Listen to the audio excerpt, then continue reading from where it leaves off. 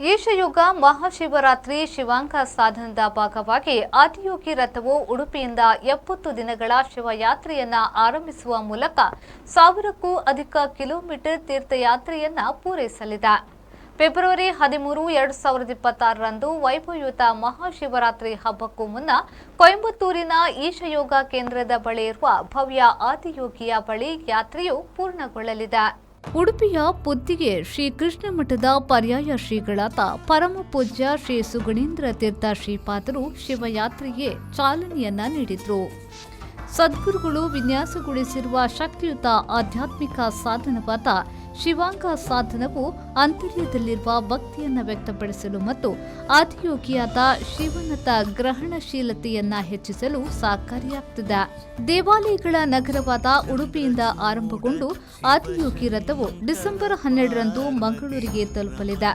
ಅಲ್ಲಿಂದ ಪುತ್ತೂರು, ಸುಳ್ಯ, ಮಡಿಕೇರಿ, ಬೆಟ್ಟದಪುರ, ಕೆಆರ್ ನಗರ, ಮೈಸೂರು, ಸದ್ಗುರು ಸನ್ನಿಧಿ, ಹೊಸಕೋಟೆ, ಮಾಲೂರು, ರಾಯಕೋಟೆ ಮತ್ತು ಅವಿನಾಶಿ ಸೇರಿದಂತೆ ಪ್ರಮುಖ ಪಟ್ಟಣಗಳ ಮೂಲಕ ಪ್ರಯಾಣಿಸಿ ಈಶಯೋಗ ಕೇಂದ್ರವು ನೆಲೆಸಿರುವ ವಿಲಿಯಂಗಿರಿ ಪರ್ವತದ ತಪ್ಪಲನ್ನ ತಲುಪಲಿದೆ. ಬ್ಯೂರೋ ರಿಪೋರ್ಟ್, ವಿ4 ನ್ಯೂಸ್, ಉಡುಪಿ.